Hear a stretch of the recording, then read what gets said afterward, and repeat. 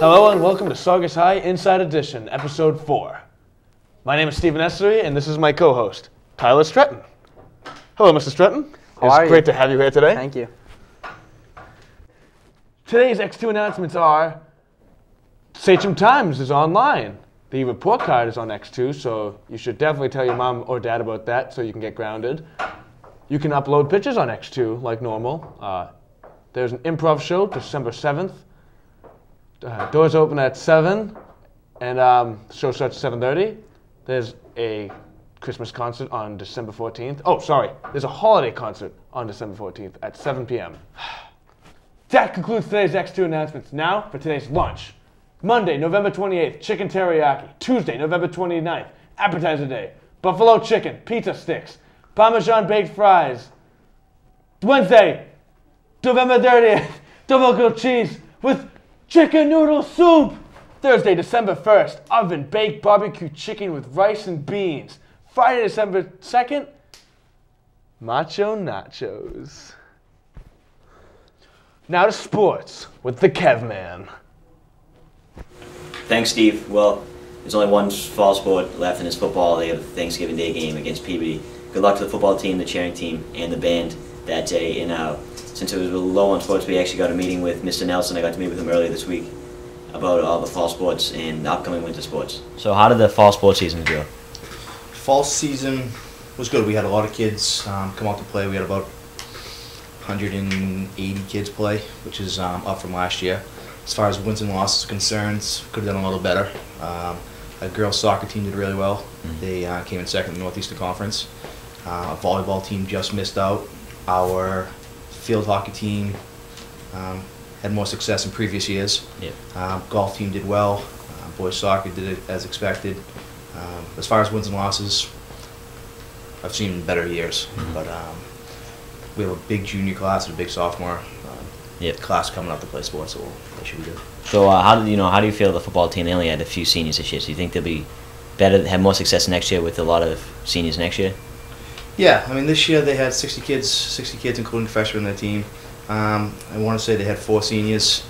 That is unheard of. Northeastern Conference, and pretty much every school in the state, they'll have at least a dozen kids. We changed the leagues this year where we're playing Northeastern Conference and the Cape Ann League as one league. That helped us, playing all teams that are similar in size. So the future is bright this year. Expected, yeah, they didn't have too many wins. They play hard. They're in every game, pretty much every game. But with Thanksgiving right around the corner, 2 years ago, they made the huge change in the program. Beat Peabody. More kids came out the following year. They worked out harder in the off season. So we're hoping the same thing can happen this year. So when do the winter sports begin? I know they're coming up pretty soon. Winter season starts the Monday after Thanksgiving. The sports that we'll be offering is boys and girls basketball, boys and girls ice hockey, boys and girls swim, wrestling, indoor track for the boys and girls, ice hockey cheering, and hockey cheering. And are there any new? Is any of them new, or are they all just basically the same from last year? Swim is relatively new. It's a second-year program, third-year program going to the third year. Wrestling is in our third or fourth year. Pretty much all the same. And are there any new coaches, or are they basically all the same coaches as last year? The only change in coaching staff for the winter season is Miss Alonji. Yep. She'll be doing our freshman basketball. Besides that, I want to say everybody else is coming back that we had last year, so that's a good thing. Is there any particular team that's supposed to have a good year? Do you think any of them will? Did they all? Yeah, well, I mean, boys hockey went to the state final, the Division II North Finals last year, so we expect that we expect one step further this year. High expectations.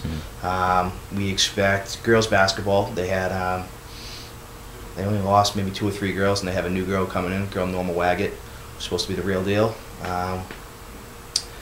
Boys track team has a lot of the football guys coming out and playing, so we expect good numbers there. I mean, good success there. So yeah, I mean, expectations going into every season, we usually have realistic expectations, and I think realistically, the winter season and our spring season should be just fine. All right. Well, thank you. Absolutely. Thanks, Mr. Nelson. Another thing we learned from talking about him was the Student Athlete of the Month, and for September we had Emily McBride and Andre Ipojuka, and for October we had Cam Norton and Norma Waggett as the Student Athletes of the Month. And I'd like you to make sure you watch the Sports Lounge every Friday at 5:30 on Channel 8 and watch me and my colleagues do the show and back. Thanks, Kevin. Now to Bobby with the weather. Thanks, Steve. So today it's kind of rainy out. It's Wednesday the 23rd. It's not going to be that good weather out today. It's supposed to be around 59. And then tomorrow it's going to be pretty much the same as today, so you can pretty much expect rain for the next 2 days. And then Friday is going to be pretty sunny actually, but it's not going to be as warm out. And Saturday will be about the same, maybe some more clouds than Friday, but it should be a little bit warmer, maybe 60, 59.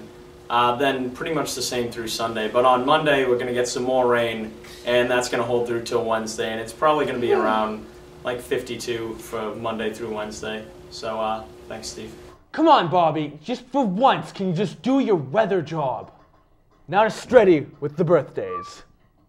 This week's birthdays: Jay Minicello, Anthony Allen, Robert Dunton, Christopher Kelleher, Ashley Mazarigos, Michael Minicello, Jackie Nicholas, Vincent Throst, Sophia Stockwell, Alexa Samardzik,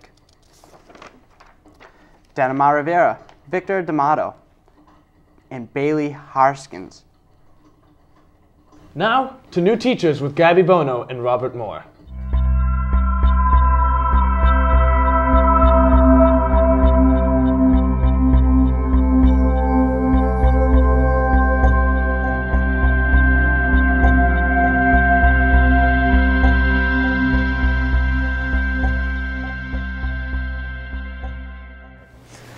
Hi, I'm here with Mr. Bro, and we're going to ask him a few questions today about how he teaches and stuff. So, Mr. Bro, why did you start teaching? Boy, I always had a great experience going through school with my teachers, and they really inspired me to want to do something where I could help students get through and help kids really, be the best they could be. Why did you choose Saugus High School?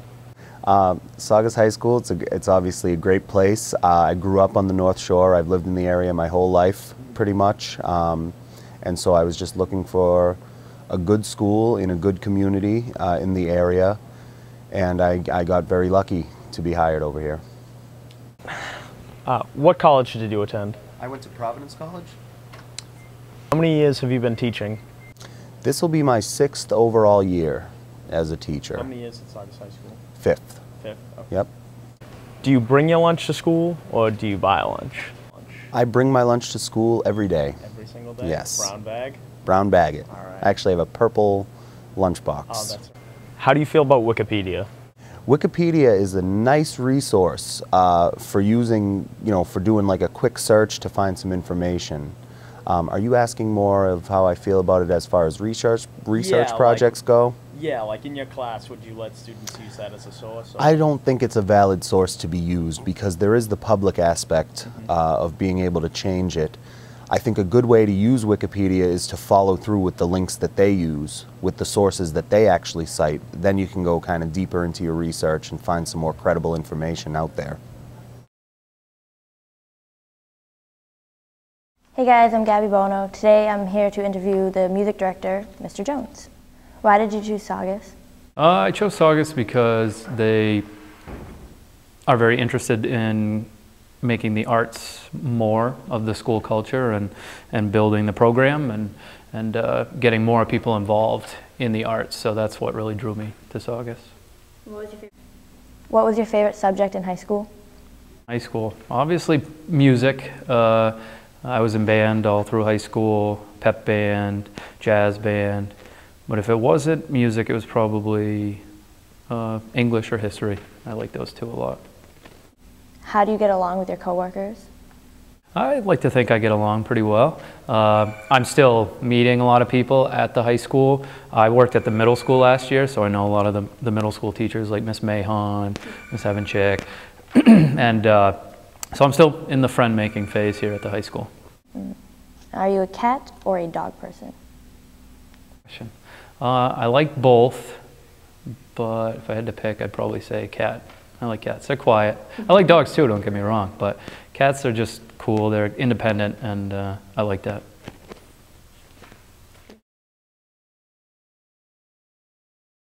Thank you, Gabby Bono, for a wonderful teacher interview.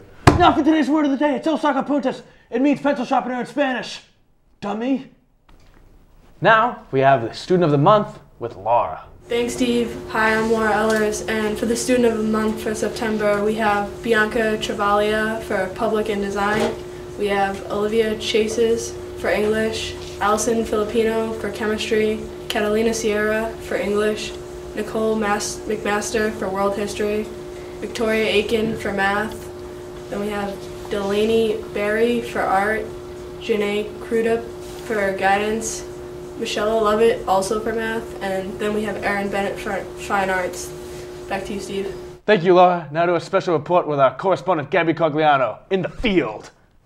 Today we met with Miss Payne to speak to her about the new technology in the Learning Commons, and this is what she had to say.